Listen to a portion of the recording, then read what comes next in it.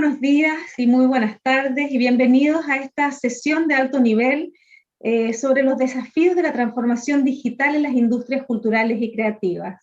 Mi nombre es Trinidad Saldívar, soy la jefa de la Unidad de Creatividad y Cultura del Banco Interamericano de Desarrollo y tengo el privilegio hoy de moderar esta mesa en la que tenemos tres importantísimos invitados que voy a presentar a continuación.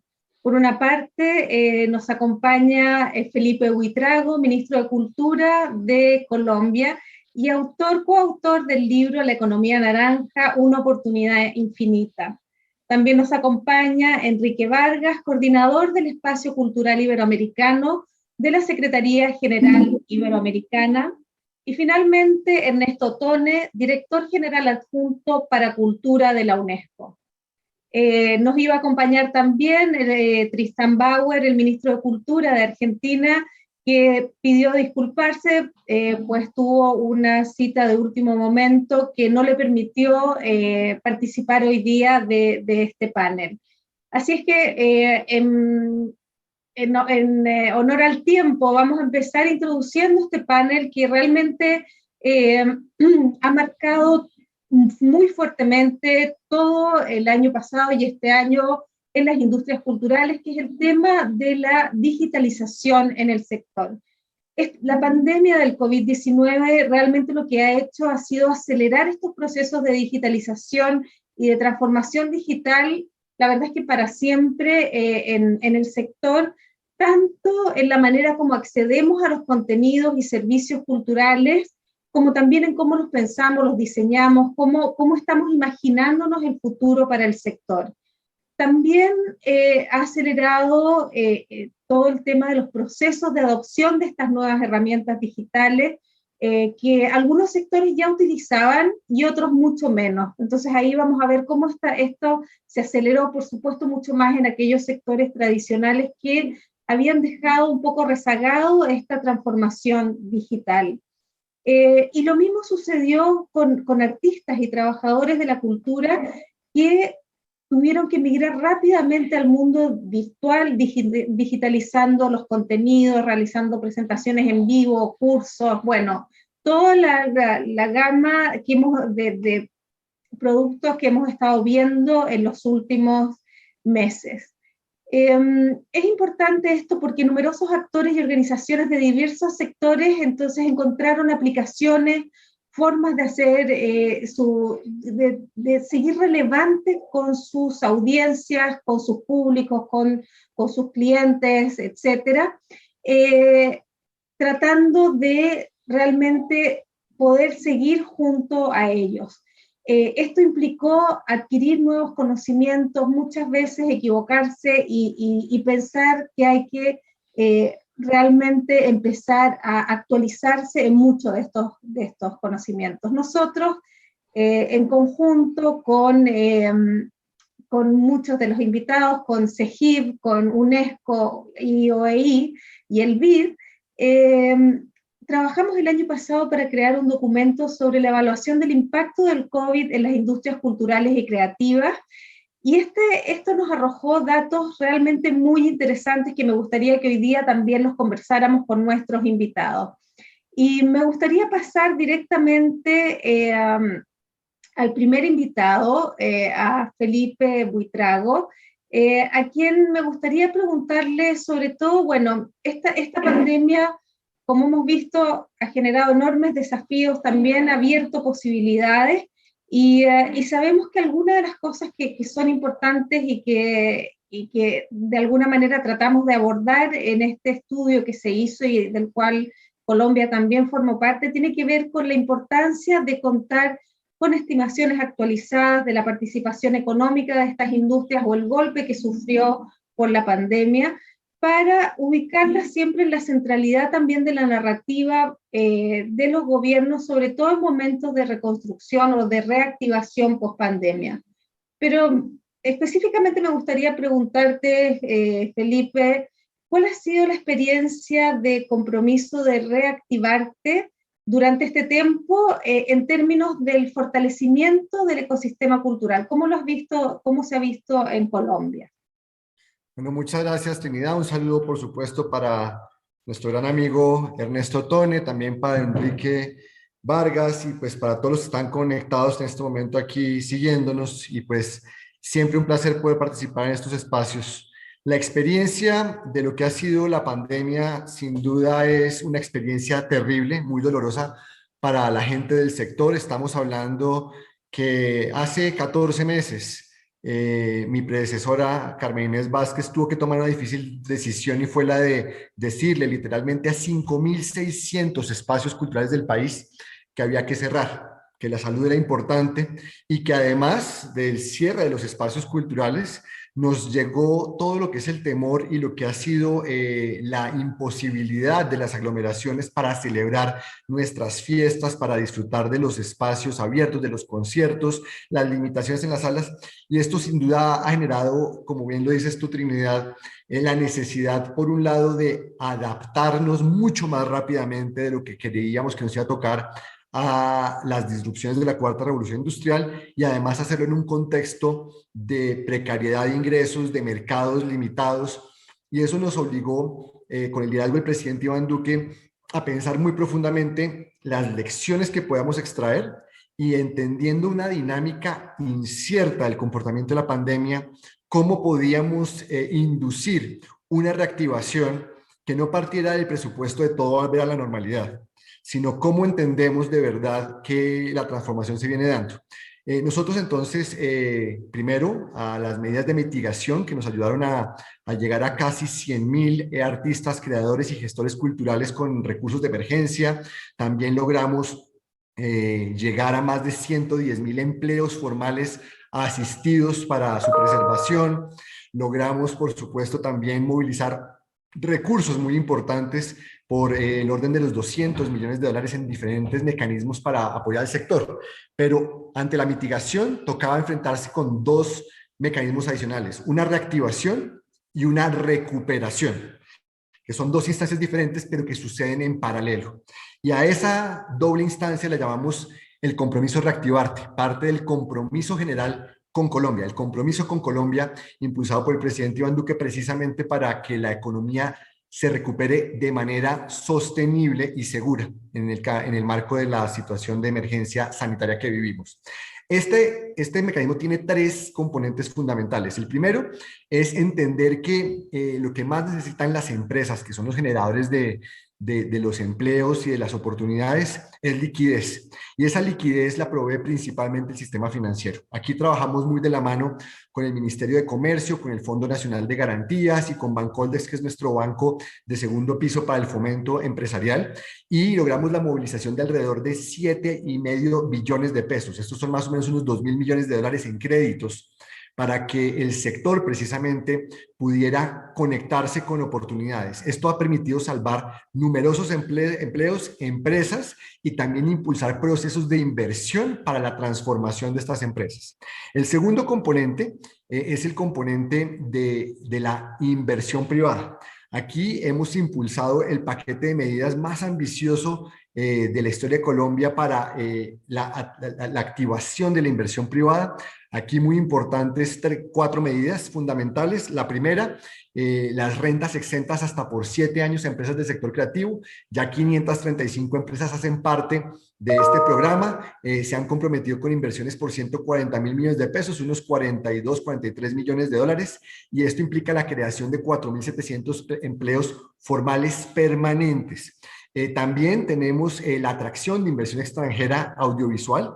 A través de este mecanismo ya hay 20 películas rodándose en el país con inversiones por el orden de los 150 millones de dólares. Esto también es muy importante, es una cifra récord alcanzada en apenas 8 meses de impulso de este proyecto. Esto crea alrededor de 3.500 a 4.500 empleos directos y alrededor de 12.000 a 20.000 empleos indirectos. Son cifras que varían según la información que nos va llegando, pero es muy importante la reactivación, sobre todo porque activa toda la cadena creativa que se mueve alrededor del audiovisual. El tercero es el programa de incentivos fiscales para los proyectos de economía creativa. Aquí tenemos un cupo fiscal de apoyo, esfuerzo por parte del gobierno, que el año pasado superó los 100.000 millones de pesos, esos son unos 30 millones de dólares, y este año tenemos más o menos disponibles por el orden de los 70 millones de dólares en incentivos para poder precisamente activar alrededor de 1.000 proyectos que ojalá generen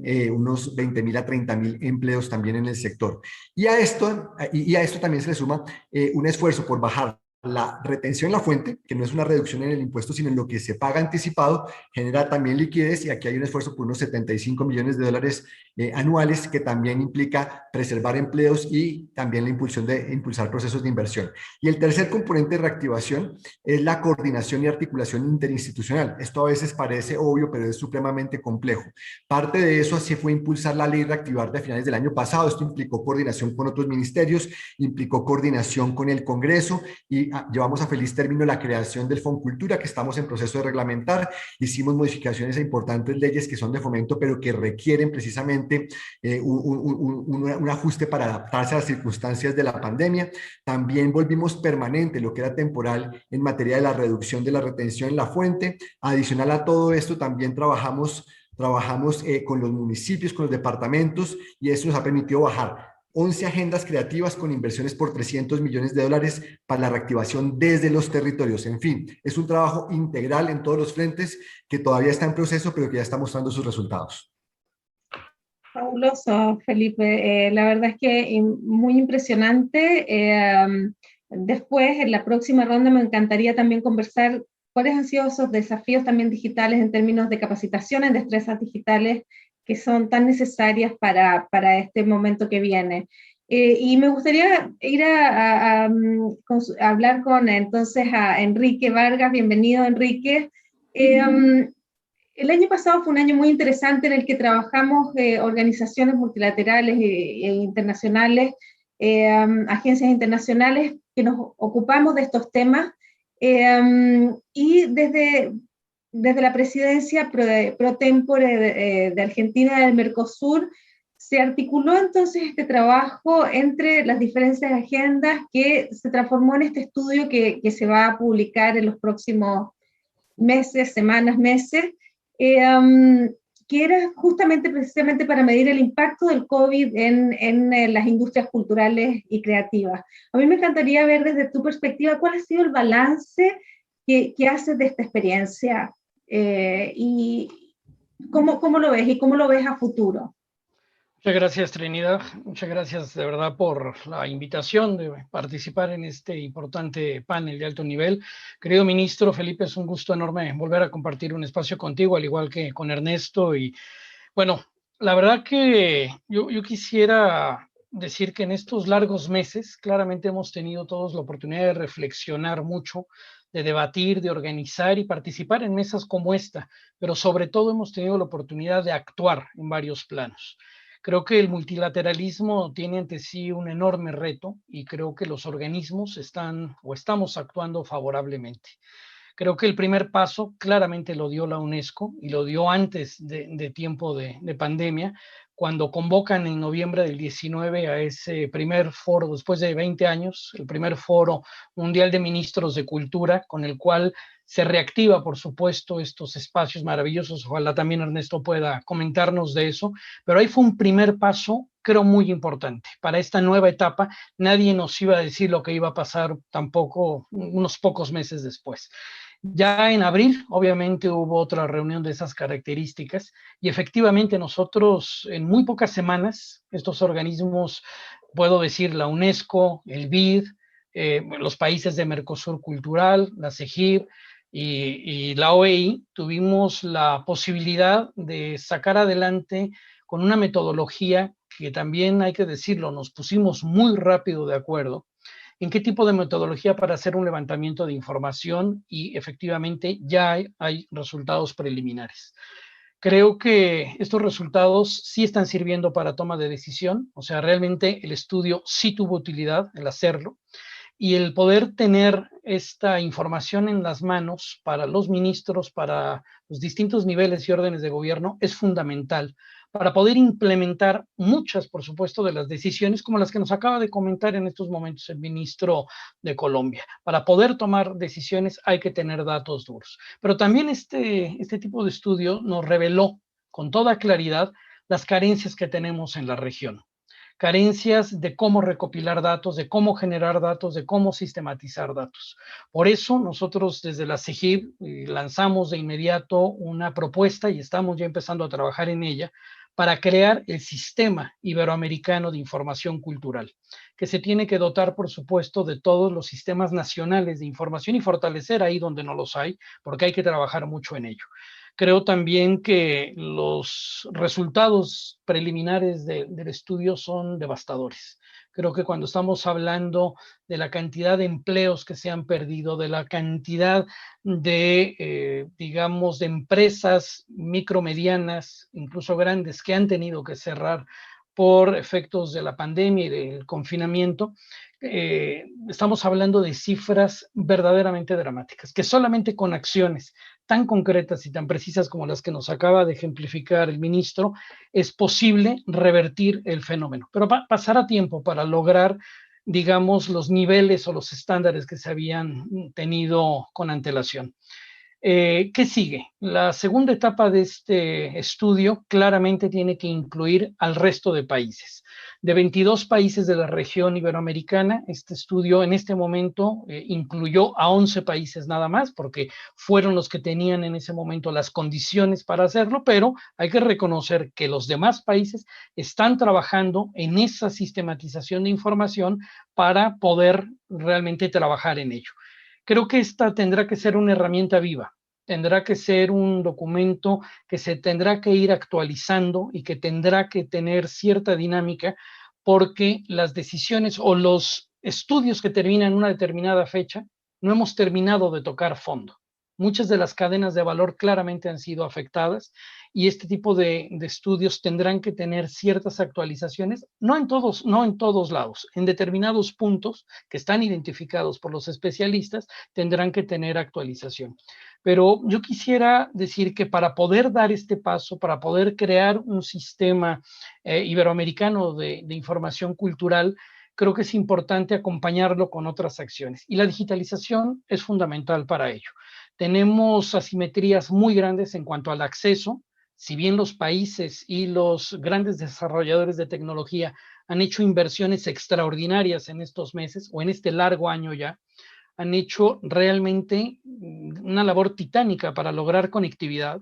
Los gobiernos han generado todo tipo de condiciones para que estos contenidos puedan circular también por las redes.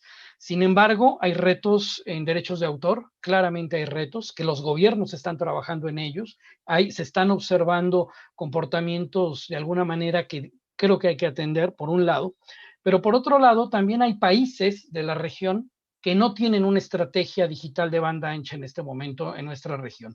Lamentablemente ni Guatemala, ni México, Nicaragua, Venezuela no tienen en este momento una estrategia digital como sí la tienen el resto de los países. Entonces, creo que por ahí hay que seguir trabajando en generar y en seguir compartiendo experiencia y sobre todo pensar en que la gente logre tener conectividad, porque todo lo demás está trabajando. Los ministerios de cultura, los ministerios de telecomunicaciones, los organismos multilaterales, estamos trabajando en ello para generar mejores condiciones. Pero si no hay una conectividad, difícilmente se podrá, digamos, cumplir un ciclo más afortunado. Sin duda lo que dices, Enrique, es muy importante. Creo que una de las cosas que se logró por primera vez fue tener, gracias a este estudio, datos comparables que en el sector, que era algo que no se tenía hasta el momento.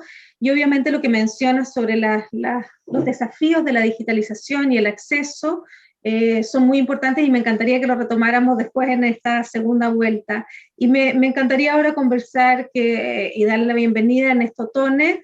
Ernesto, muy bienvenido. Quisiera contigo conversar cómo ha sido hemos visto que la región realmente hubo una intención de trabajar de manera mancomunada para abordar estos problemas compartidos y eso fue bastante evidente en este trabajo que hemos ido haciendo. sobre todo estos problemas compartidos en términos de distribución, solidaridad, reactivación cultural que ya han mencionado tanto Enrique como Felipe.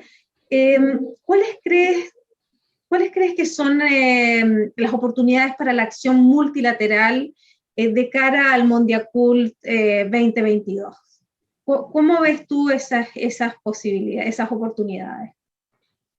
Gracias, Trinidad. Nuevamente, un gran placer volver a verla. No la veía hace mucho tiempo y estar así también con el ministro y Enrique. A ver, primero entendamos, y cuando lo escucho hablar desde la región, es importante comprender que lo que estamos viviendo, yo les diría que es la primera vez que el efecto ha sido global, y eso es importante entenderlo. Es decir, independiente del norte, del sur, si es en Asia, en América Latina o en África, esta pandemia ha trastocado el ecosistema completo global del mundo de la cultura. Y es el primer dato que tenemos que tener en mente. Es decir, por mucho que se haga un esfuerzo a nivel regional y que se está haciendo, el caso del estudio que ustedes acaban de mencionar, en el cual participamos también, es una muestra de ello, la reflexión tiene que ser una reflexión global, porque hoy en día ningún país puede salir solo de esta situación para recuperar los niveles a los cuales ya estábamos tratando de alcanzar. Por lo tanto, la reflexión tiene que ser global. Ahora bien, mucho se ha hablado y tú lo presentaste así, de la transformación que ha significado los temas digitales. Sin embargo, el primer antecedente que tenemos que analizar es que el 48% de la población mundial no tiene acceso a las plataformas digitales o a Internet. Por lo tanto, la mitad del mundo, por mucho que hagamos todos los esfuerzos posibles y que hemos visto a lo largo de este año, de poder emigrar parte de los contenidos o de la forma de hacer de presentar distintos sectores culturales, lamentablemente la mitad del mundo no tiene acceso. Por lo tanto, volvemos al mismo tema que venimos discutiendo hace más de 40 años, el tema del acceso. Es decir, si no solucionamos la brecha digital, el acceso va a seguir teniendo los mismos problemas a los cuales ya nos hemos enfrentado en el acceso presencial, que hoy día es el gran tema. Sobre la base de esto, tenemos que entender que una de las vulnerabilidades más grandes que ha quedado de manifiesto es la preexistencia de todas las vulnerabilidades existentes previo a la pandemia. Es decir, que los derechos sociales y los medios de vida de los trabajadores culturales, que han sido particularmente debilitados, se producen por la volatilidad del sector creativo y las desigualdades latentes que hay en el mercado laboral de este sector, de la informalidad estamos hablando. Cuando hablamos, y tal vez Felipe puede hablar de eso, en nuestros países, es decir, en América Latina, estamos hablando del sector informal que en algunos países va desde el 40 hasta el 80% de todo el sector. Por lo tanto, si no hay una legislación laboral, si no hay un tema de priorización de seguro de desempleo, de seguros sociales, el tema no lo vamos a poder solucionar solamente por la cadena de valores. Es un tema estructural que tenemos que revisar. Por lo tanto, Felipe cuando dice, no podemos volver a lo que había antes, porque lo que ya teníamos antes ya era frágil. Es el momento. Y nosotros creemos, honestamente, que efectivamente, tal como tú lo presentas, Trinidad, los foros intergubernamentales nos permiten hacer ese debate. Enrique hizo mención a los dos foros que tuvimos de Ministro de Cultura, al final del año 2019, sin pandemia, y en abril del 2020, a las pocas semanas que en Europa estábamos todos encerrados, tuvimos más de 140 ministros por más de 8 horas en línea,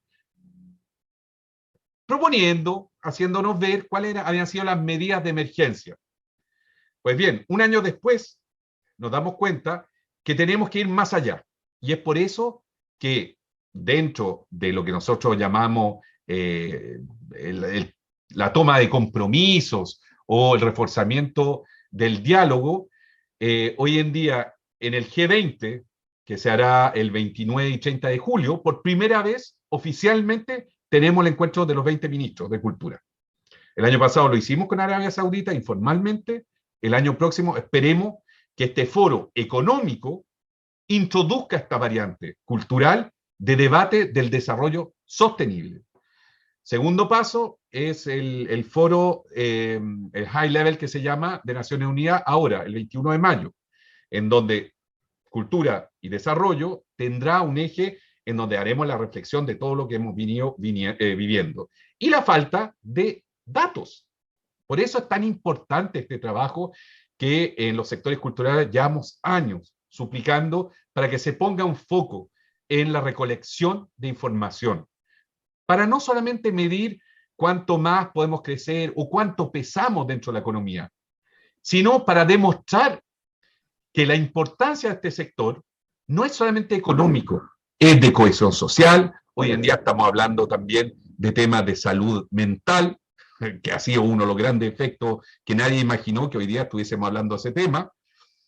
Y esto nos lleva a, como tú lo anunciaste ya, a el foro del Mondiacult 2022, 40 años después del primero, en donde esperemos que todo esto que se está construyendo, incluyendo el trabajo que hace el BID muy fuertemente en la región, con la OEI, con la CEGIP, Mercosur, puedan alimentar un debate que nos permita posicionar el ecosistema cultural en un modo distinto dentro del desarrollo sustentable, no como un apéndice, pero como uno de los pilares para lo que viene en el futuro.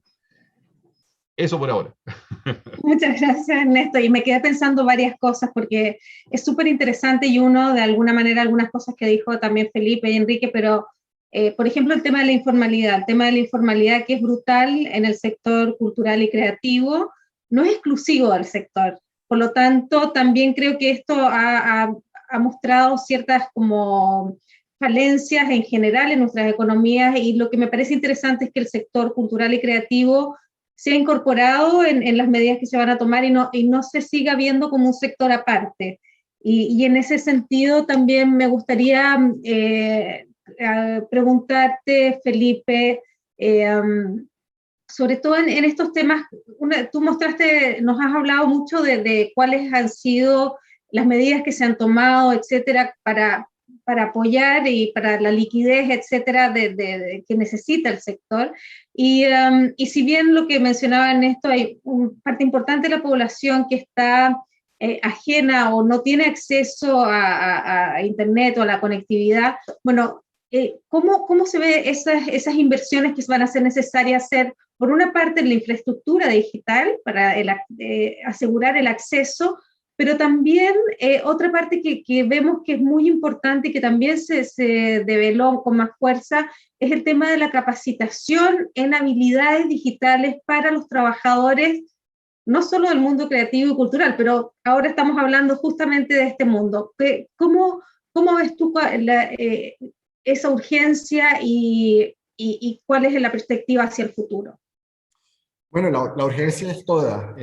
Algo que nos ha demostrado no solamente lo que mencionaba Ernesto sobre desigualdades de acceso a los medios, particularmente la conectividad por un lado, pero hay otro medio que muchas veces pasamos por alto, que es la formación, la capacidad de gestión.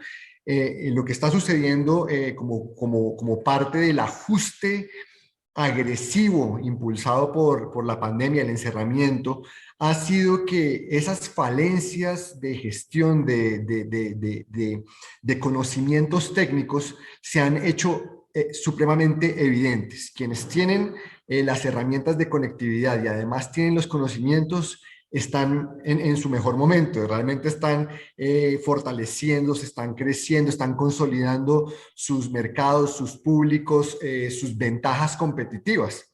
Y quienes no, pues están viéndose en la difícil situación de tener que invertir en su formación y en sus herramientas en el momento donde tienen menos acceso a recursos, donde tienen menos ventas, donde tienen menos ingresos. En este sentido, nosotros trabajamos varios frentes, pero tal vez dos muy importantes para destacar. Uno, el Servicio Nacional de Aprendizaje, el SENA aquí en Colombia, está redoblando sus esfuerzos para poder dar formación pertinente, hablando directamente con las empresas del sector creativo para identificar esos elementos de formación. Formación que uno pensaría que, pues, yo creo que hace un año y medio no nos pensábamos que fue un tema estratégico para el sector cultura, o por lo menos no lo veíamos como algo urgente. Inteligencia artificial, analítica de datos, realidad aumentada y realidad virtual, gamificación de procesos, en fin, y meter todos estos temas. Pero paradójicamente también se da un refuerzo necesario de oficios tradicionales, donde la lutería, por ejemplo, se vuelve un tema fundamental. No solamente porque es recuperar esos oficios, sino por cómo vamos a conectar la lutería con las nuevas tecnologías para además conectarlo a las plataformas que se vienen. O sea, esto es un tema donde tenemos que pensar por fuera de la caja y es muy importante esa formación para el trabajo, que es central en la reactivación. Y por otro lado, el Ministerio de las TIC ha impulsado dos cosas que son interesantísimas. Lo primero, ha asumido un rol muy activo en los estímulos para la creación de contenidos en formatos alternativos. Aquí estamos hablando de formatos que han salido, o sea, convocatorias que por primera vez dicen producción audiovisual de teatro y artes escénicas. Y está funcionando muy bien. Y por otro lado, apartó unos recursos muy importantes para una convocatoria muy especial dirigida a medios de comunicación de todo tipo para financiar procesos de transformación digital de los medios. Está clarísimo que la mejor forma para democratizar acceso a plataformas es cuando tenemos medios que son abiertos por naturaleza y que están adaptados adecuadamente a los retos de las nuevas tecnologías. Entonces son como los frentes más gruesos que estamos trabajando en materia de adaptación digital, Trini. Fantástico. Y con respecto a eso también,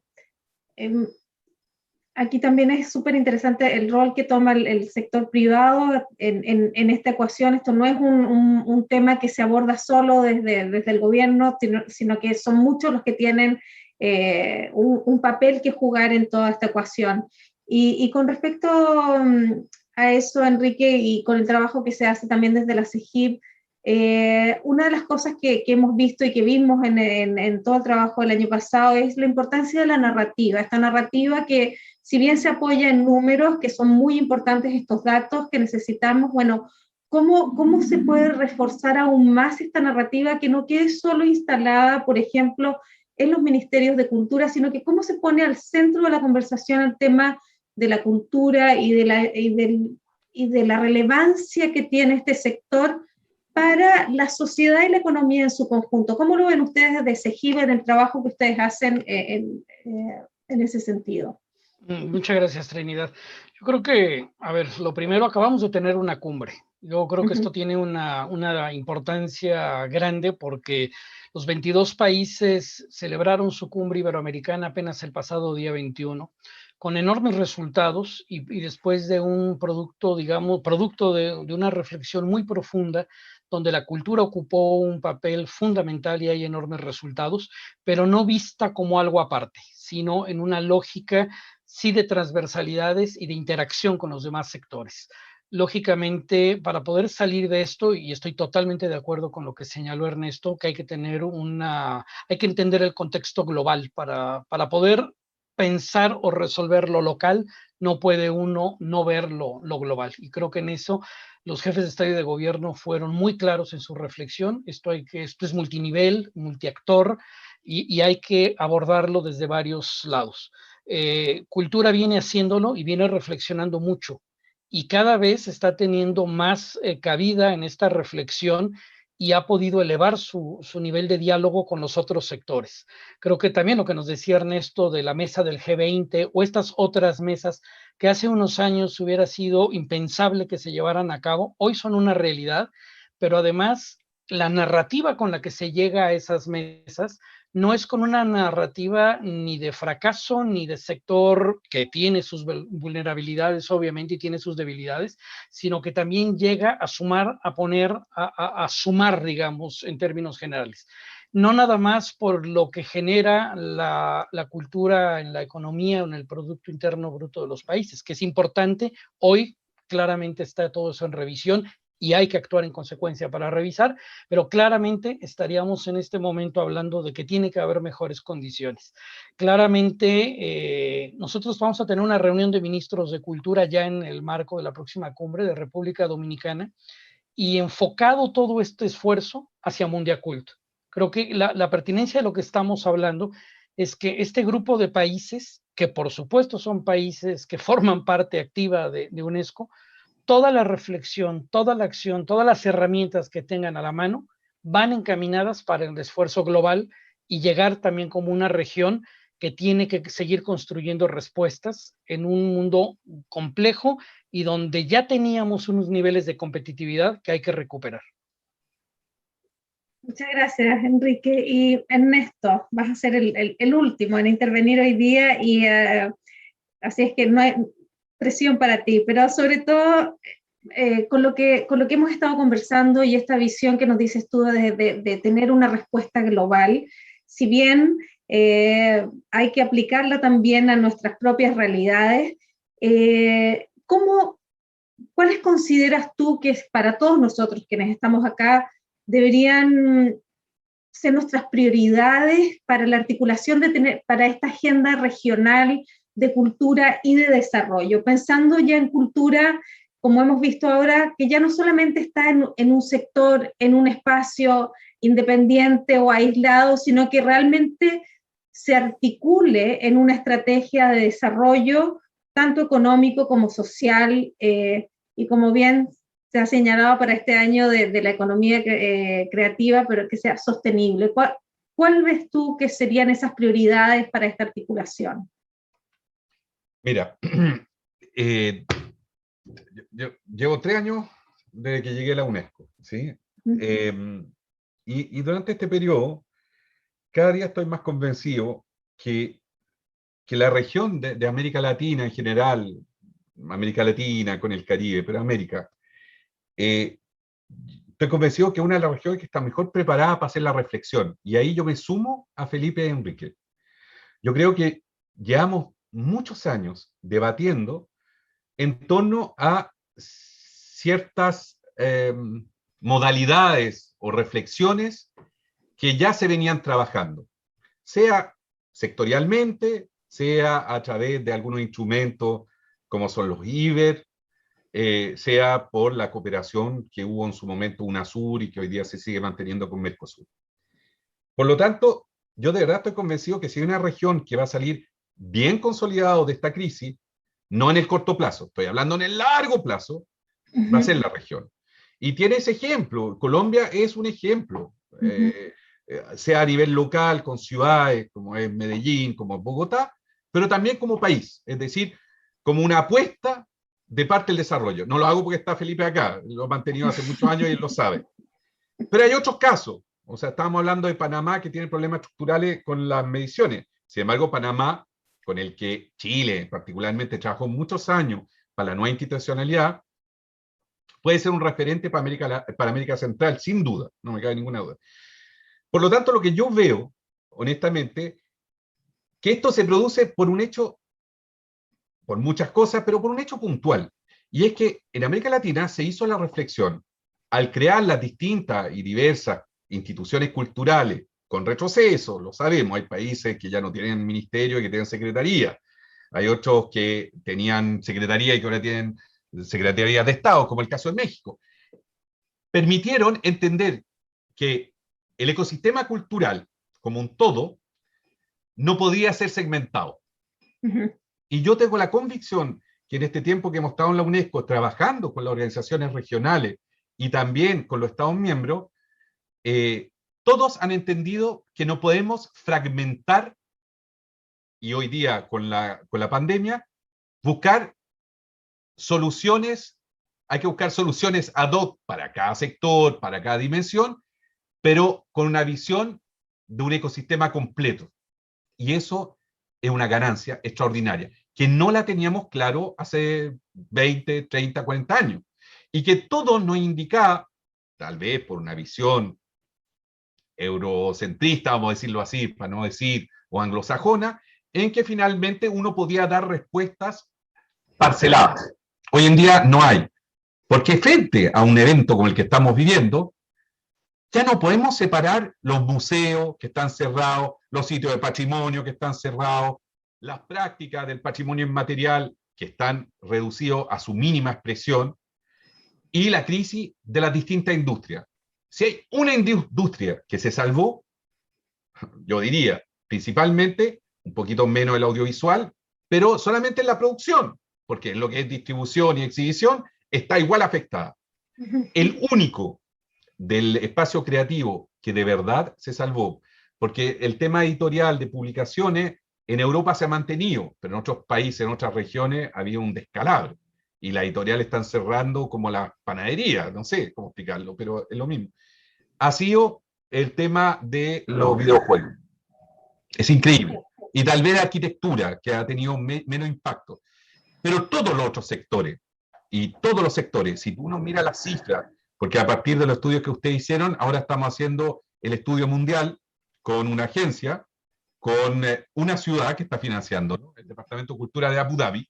Esas cosas de la vida, hay ciertos países que todavía pueden invertir como ciudades en una inversión, en un estudio global, va a poder indicarnos cuál era el antes de marzo del año 2020 a la situación marzo del año 2021.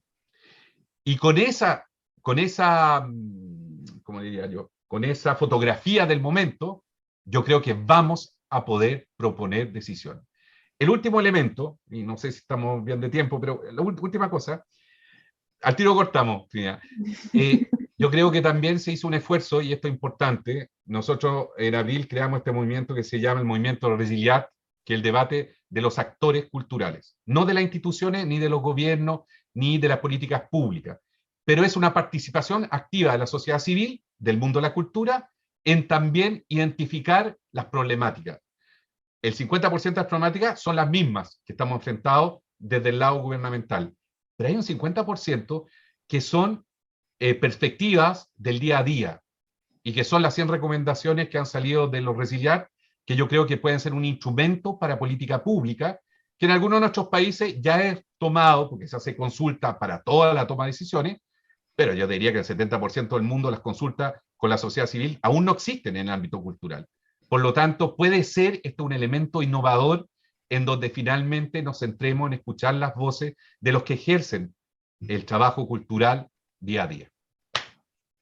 Yo me quedo con esas palabras, Ernesto, para cerrar este panel, de escuchar a quienes realmente están detrás del mundo de la cultura, quienes hacen posible el mundo de la cultura, todo este ecosistema,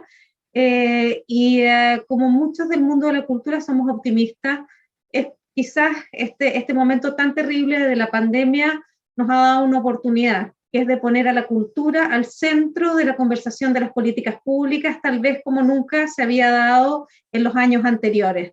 Así es que eso significa una gran responsabilidad, no solo para los que estamos sentados en este panel, sino que para muchos de los que forman parte de este ecosistema. Y obviamente, volviendo al tema, para cerrar el tema de la digitalización, nos genera posibilidades y también muchos desafíos. Yo les quiero agradecer a cada uno de ustedes por este foro, esta conversación que seguirá en los próximos días, y esperamos encontrar ya salidas y resultados a los desafíos y oportunidades que nos ha presentado la pandemia. Muchísimas gracias a todos.